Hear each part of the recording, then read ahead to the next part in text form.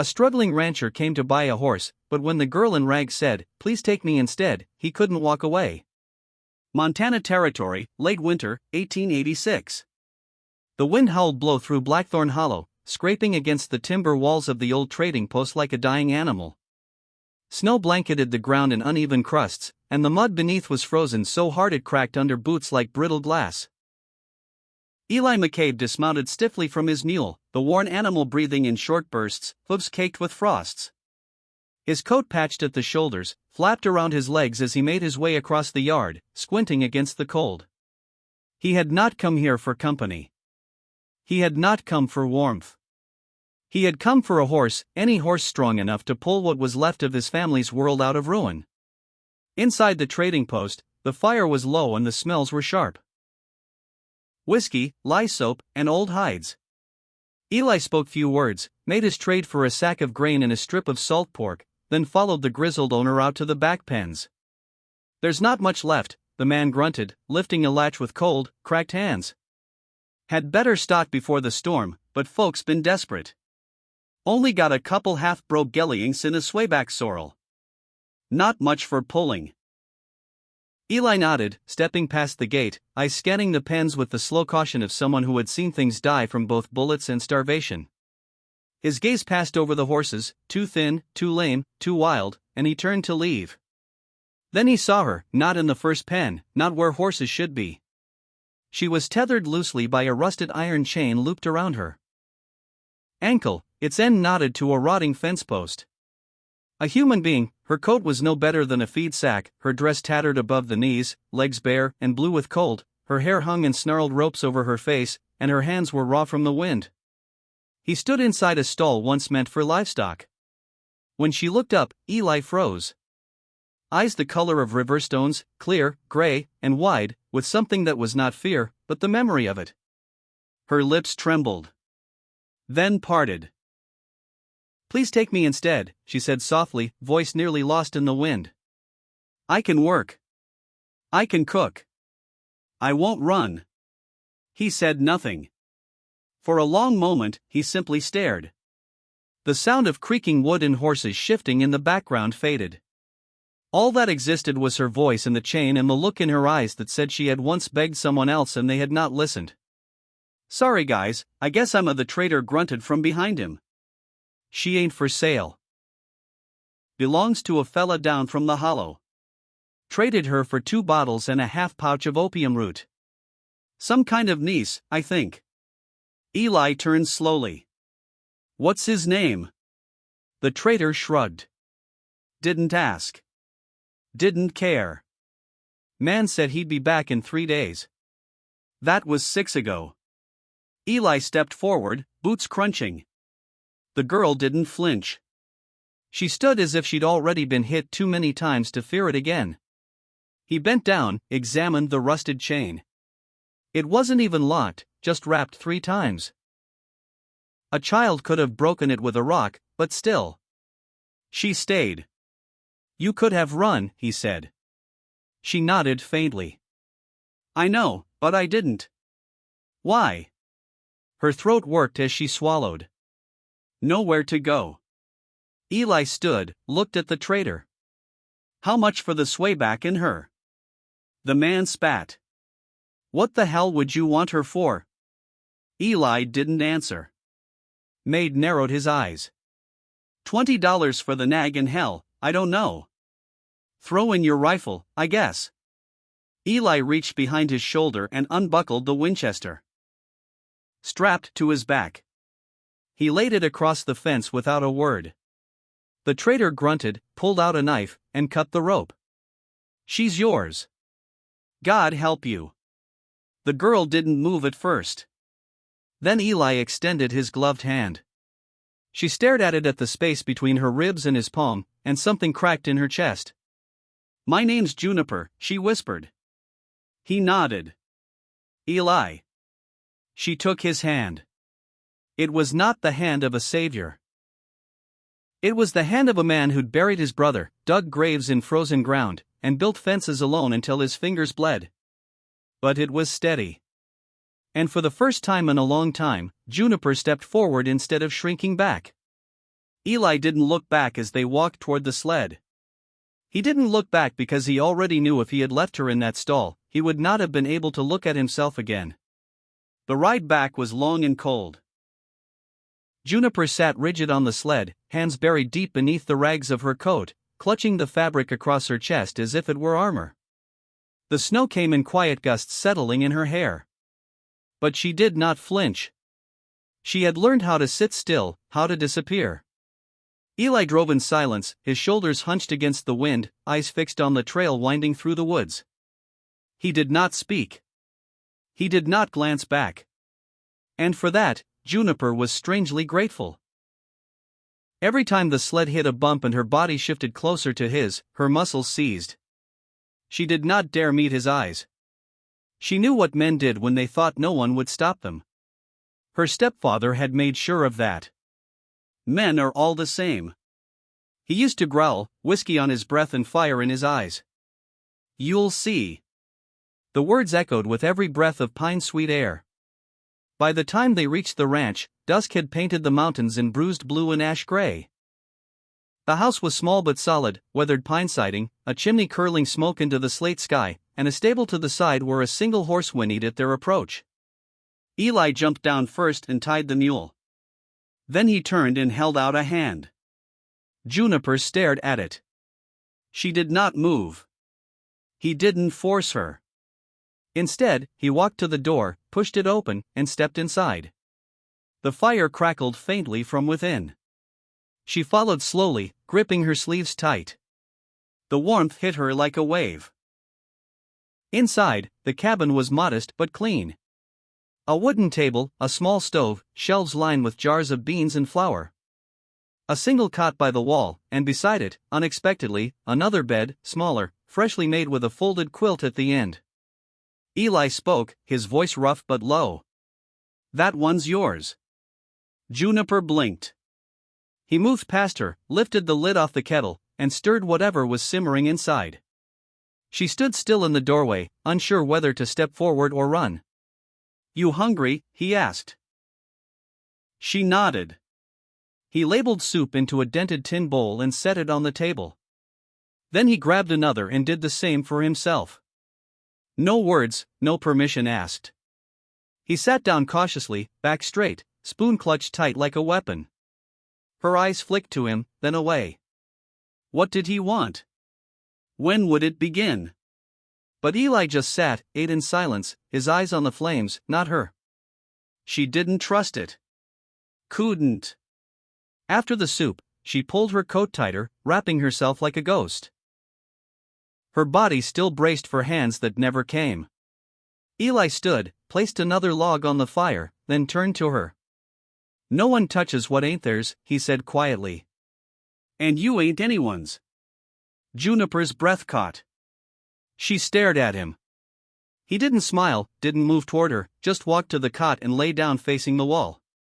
She sat for a long time, hands frozen around the rim of her empty bowl. Her heart beat too fast, her stomach churned with something unfamiliar. Not fear, not quite. She stood, walked to the corner where the other bed waited, and sat on the edge. Her body shook, not from cold, but from memory. From years of being looked at like something to be bought, owned, broken. Tears came quietly. She buried her face in the quilt, too afraid to sob aloud, but unable to stop the wet trembling. For the first time in years, someone had set a boundary. Not a threat, not a demand. "Is the line drawn clear in the snow?" Juniper cried until the fire burned low and her breath slowed. And still he did not come near. He did not watch her. He simply let her be. And for the first time she began to believe maybe she was not something ruined. Maybe she was someone still worth protecting. The snow never stopped falling. Not completely. Some mornings it came soft as breath. Other days it howled in sheets across the ridge. But it was always there, a white endless presence that coated the roof, the fields, the fence rails. And somehow, between the cold and the silence, Juniper began to live again. There was no schedule, no orders, no spoken promises, just days strung together by work and warmth, and moments that stitched themselves into something like peace. Billy showed her how to stack kindling, how to coax a flame from damp tinder without smothering it. He taught her how to strain broth, how to mend the leather tack when the stirrups cracked, how to shovel manure without gagging. She learned to carry water without spilling, to chop carrots even when her hands were shaking, and how to sweep the floor until the corners gleamed. And he never asked about where she came from, never asked what the chain around her ankle had meant. In return, she did not ask about the scar across his collarbone, or why his eyes lingered on the mountain so long after the sun dipped behind them. They shared space like old wolves, cautious, distant, and somehow inseparable. If she fell asleep near the fire, he would pull a blanket over her without waking her. If he came in late from checking traps, she would set aside a portion of stew, still warm. They took turns stoking the fire at midnight, refilling the water basin, locking the doors tight against wind and worse. One evening, Juniper woke to the sound of Eli outside. It was late, near midnight, and the moon hung low behind clouds. Through the frosted window, she saw him kneeling in the snow near a thicket of pine trees. He held something in his hands, old, faded, familiar. She crept to the door without making a sound. It was a hat. Straight at the brim, caved in at the crown. A boy's hat. Eli dug a shallow grave with it. Just before breakfast, she stepped outside with a mug of water and walked barefoot across the snow. The cold bit her skin, but she did not care. She found the small mound where the snow had been disturbed and laid a single branch of dry mountain pine upon it, green, sparse, and fragrant. That night he found it. Eli stood by the mound for nearly 15 minutes. He didn't bend down, didn't touch the pine. He only looked. When he came inside, he did not speak. But the next morning, he handed her a new pair of socks. Wool, thick, patched, not bought, made. Juniper understood what they meant. She did not need to explain the pine branch, and he did not need to thank her for it. That was how they lived. In gestures, in silences that said more than confessions, in the firewood split evenly, in the way he always left a second spoon by the pot, in how she swept not only the floor, but the boots by the door. And slowly, without permission, the cabin became something more than shelter. It became theirs. A storm came down from the hills like a curse, sweeping across the valley with a howl that sounded almost human. Wind tore through the trees, bending pines until they cracked like bones.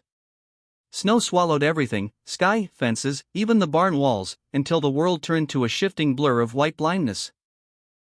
Eli McCade had seen war, seen the dead of winter chew through men with steadier hands than rifles ever could. But even he cursed under his breath as he dragged tarp over the wood pile, struggling against gusts that nearly knocked him off his feet. The horses were spooked, kicking at their stalls, eyes wide with wild panic. He moved from gate to gate, securing each latch with frostbitten fingers. Then came the cry. It was not loud, not over the wind, but it carried high and sharp, desperate, a broken hinge, a loose plank. One of the young mares, the skittish bay they had just begun to train, had bolted, snow kicked up behind her fleeing body like steam off a cannon shot. Before Eli could even shout, he saw Juniper barefoot, coat flapping open, hair a tangle of dark fire in the wind. "Juniper," he roared. But the storm took his voice, tore it to pieces before it could reach her.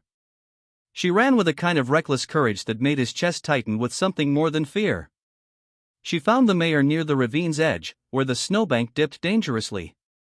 The horse's leg was caught in the twisted roots of a frozen shrub, its nostrils flaring with terror. Juniper dropped to her knees in the snow, whispering soft nonsense to calm the animal, pressing her body against its flank as if to shield it from the storm. Her hands bled where the branches scratched her. Her breath came in sobs, but she did not stop until the hoof was free and the horse could limp forward. By the time Eli reached them, both girl and animal were coated in ice. She collapsed before they reached the barn. He caught her mid-fall, lifting her into his arms with a shout that echoed uselessly into the wind. Inside the cabin, he moved with a ferocity that came from something deeper than panic.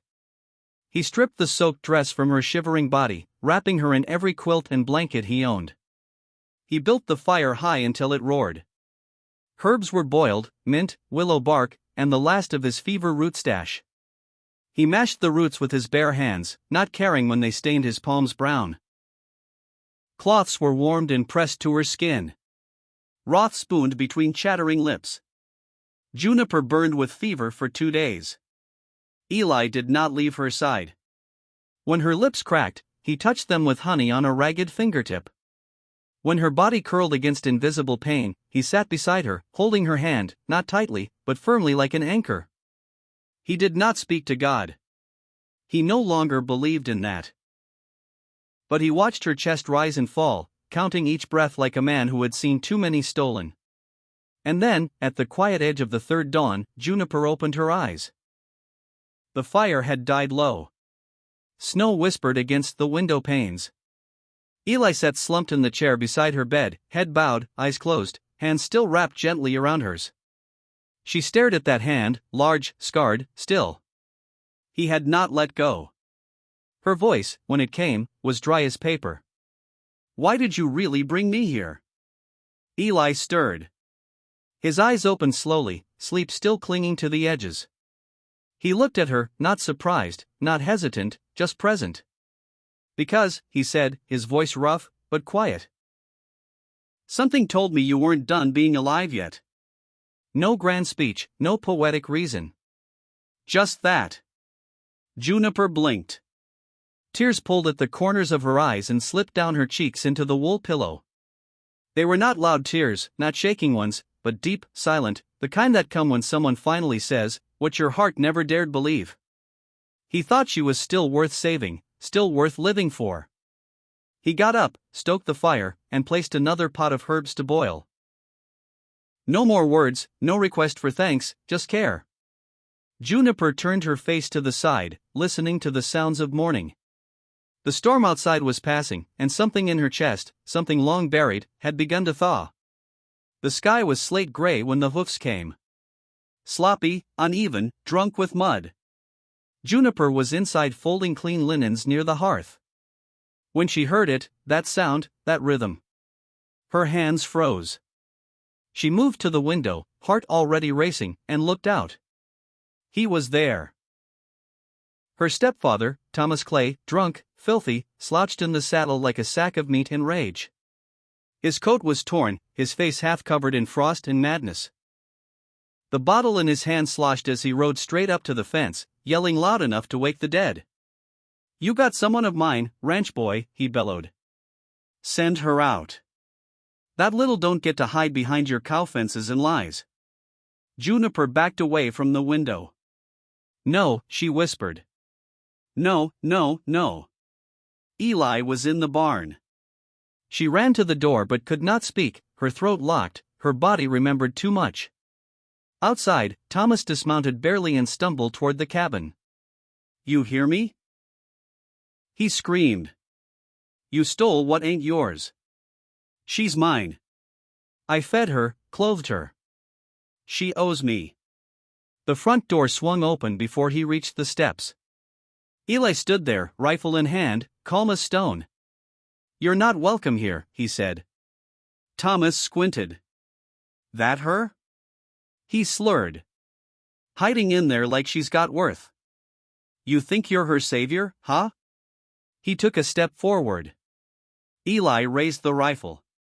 Slow, steady, and pointed it directly at Thomas Clay's forehead. "You touch her, you bleed," he said. "You speak her name, you die." Thomas blinked, then laughed. A jagged, broken sound. "She's mine," he shouted, pulling a knife from his coat. The shot rang out so fast it seemed to split the wind. Thomas screamed, dropped to the snow, clutching his leg. Juniper crouched behind the door, covered her ears, but did not cry. Eli walked forward, grabbed Thomas by the collar, and dragged him through the snow like a sack of rot. The older man swung once wildly, but Eli dodged it, and knocked him out with the butt of the rifle. One clean blow, efficient, final. The silence after was thick and wide. Juniper stepped out of the cabin barefoot. She watched as Eli tied the man's hands, slung him over the horse like a broken sack, then walked to the fence post by the gate. There, with a piece of charcoal and an old board, he wrote in jagged, heavy strokes. "No one owns anyone." He nailed it to the gate. Then he turned to Juniper. Their eyes met, and for the first time she did not flinch. He did not reach for her. He just nodded. "I'll ride him to town," he said quietly. "He won't be back." Juniper stood straighter. Something in her chest shifted. She was not hiding anymore.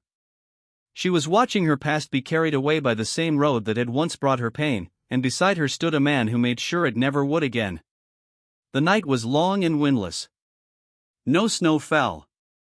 No coyotes howled. The cabin stood like a lone ember in a sea of black woods, warmed only by the soft crackle of fire and the hush of two people who sat too close to call it distance, too quiet to call it peace. Juniper curled her legs beneath her on the old quilt-draped bench, a mug of broth resting in her hands. The warmth seeped into her fingers, but her thoughts stayed cold. Old echoes still drifting like frost on the edges of memory. The firelight flickered across her face, catching in her lashes, casting shadows beneath her eyes no longer hollow, but still cautious. Billy sat across from her, elbows on his knees, jaw tight. He stared into the flames like a man trying to read the language of smoke, searching for something he had lost long ago. The lines in his brow deepened with every pop of the cedar log. It was Juniper who spoke first, her voice so soft it could have been mistaken for the fire settling. "Do you want to know what I thought that first night?" He didn't move, but he looked at her.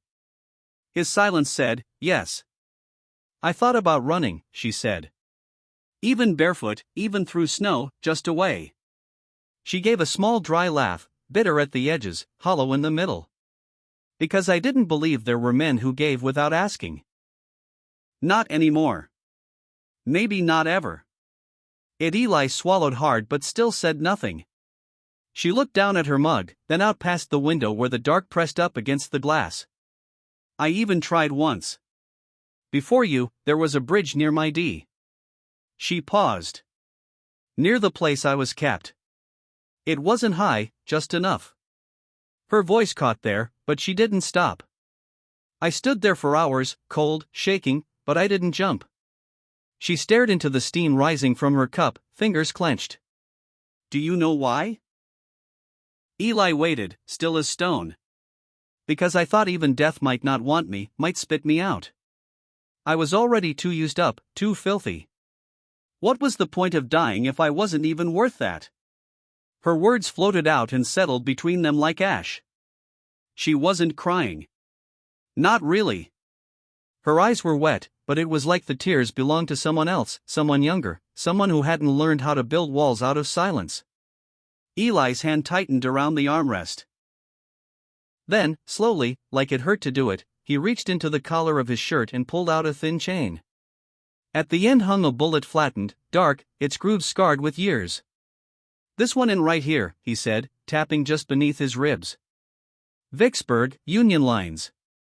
My brother shoved me behind a barrel, took the second bullet, died right there in the mud." Juniper didn't speak. She didn't move. She only listened. "I stayed," Eli said. "Part of me didn't want to.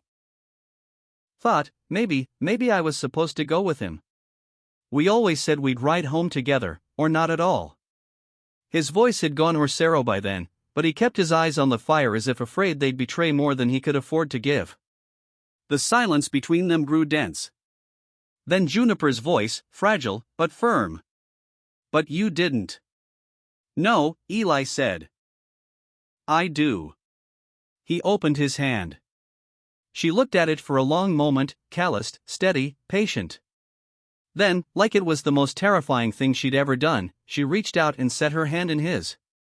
Their fingers didn't tangle. They simply rested together, skin against skin, warm and quiet. It was the first time they had touched without fear. Eli's thumb brushed the back of her hand, her breath hitched, sharp, unfamiliar. "You're not broken," he said, his voice rough as gravel, but steady. "And even if you were, I'd still want you here." Juniper blinked fast, not because of tears, but because her body didn't know what to do with this kind of kindness. He was not trying to fix her. He was staying. He saw the cracks and he stayed. Her shoulders shifted, tilting ever so slightly toward him. Not for warmth, not for safety, but because she wanted to. She wanted to be held not like a possession or a project or a prize, but like someone understood.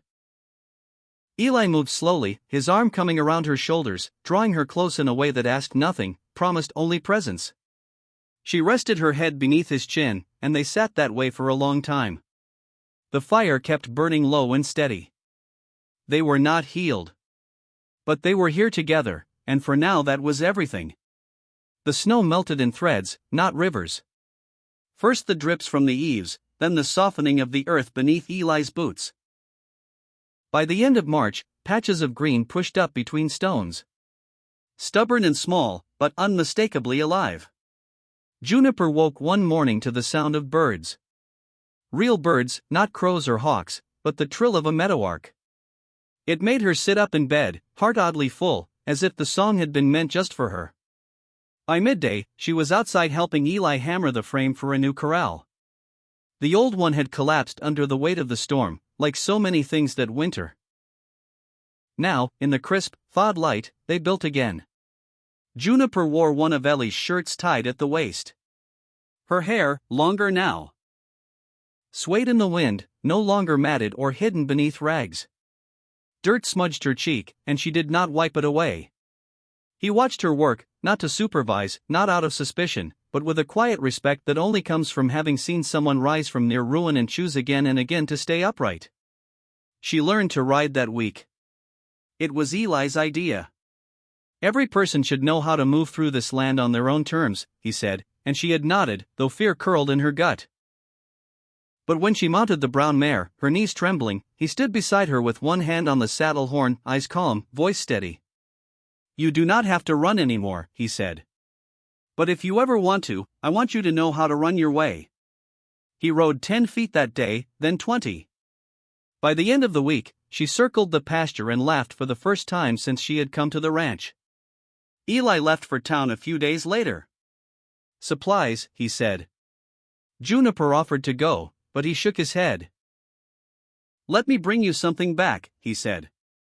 "Something that ain't food or firewood." He returned the next afternoon, dust on his coat and something wrapped in flannel tucked inside his pocket. He did not hand it to her right away. He waited until sunset when they stood on the ridge behind the cabin overlooking the pasture now glowing gold with new grass. Then he pulled out the bundle and placed it gently in her hands. She unfolded the cloth slowly. Inside was a silver hair comb, simply elegant, etched with tiny wild flowers along the edge, worn in places, but still gleaming. Juniper stared. She had never owned anything pretty, never owned much of anything that had not come from someone else's want or filth. "I saw it in the general store," Eli said, voice rougher than usual. "It ain't new, but it's free. It's yours. No one ever paid for it with you." Her fingers trembled as she picked it up.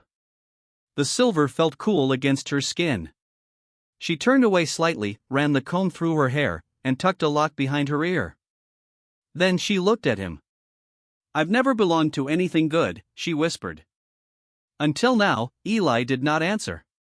He only looked at her with that same stillness, the kind that steadied storms.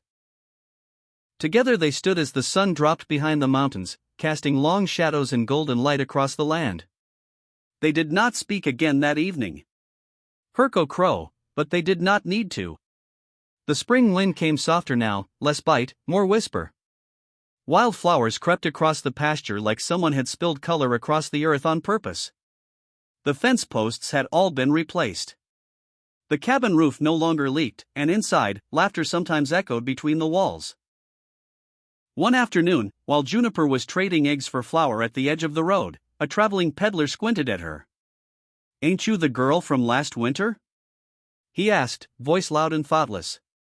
"The one who was chained up behind the stock pen sold for a bottle," they said. Juniper flinched. Not out of shame, but out of memory, that old cold sting. Eli was tying down sacks of grain nearby. He looked up slow and calm and spoke before she could. "She was," he said, voice steady as stone. "Now she's my wife." The man blinked, muttered something, and walked off. Juniper stared at Eli. He didn't look at her, just kept tying the rope, firm and sure, like he had simply said a fact of the world. That night, under the tall cypress near the hill behind the barn, they were married. No preacher, no witnesses, just Juniper in a dress she had sewn from flour sacks, and Eli in his cleanest shirt, his hair combed back for once. They stood beneath branches laced with new green leaves, the sky above them strewn with lavender and gold. Juniper took his hand first. "I don't have vows," she whispered. "Me neither," he said. "Just hands." They joined them. The horses watched from the fence line. The wind carried the scent of blooming sage and cedar. They kissed, gentle, shy, like it was still new, still delicate, but it was not afraid. Afterward, back at the cabin, Juniper slipped inside and placed something on the hearth. A letter folded clean, pressed flat, written in the quiet hours of her last night as a girl alone. Eli saw it, but did not touch it. She nodded toward it. "Read it when you want," she said, "or never." Later, while she was brushing her hair, he sat down and opened it. The ink was uneven, a little smudged at the corners, but the words were clear. "You didn't save me. You didn't rescue me. You stood still. You built something quiet and kind and strong, and let it stay open until I stepped into it.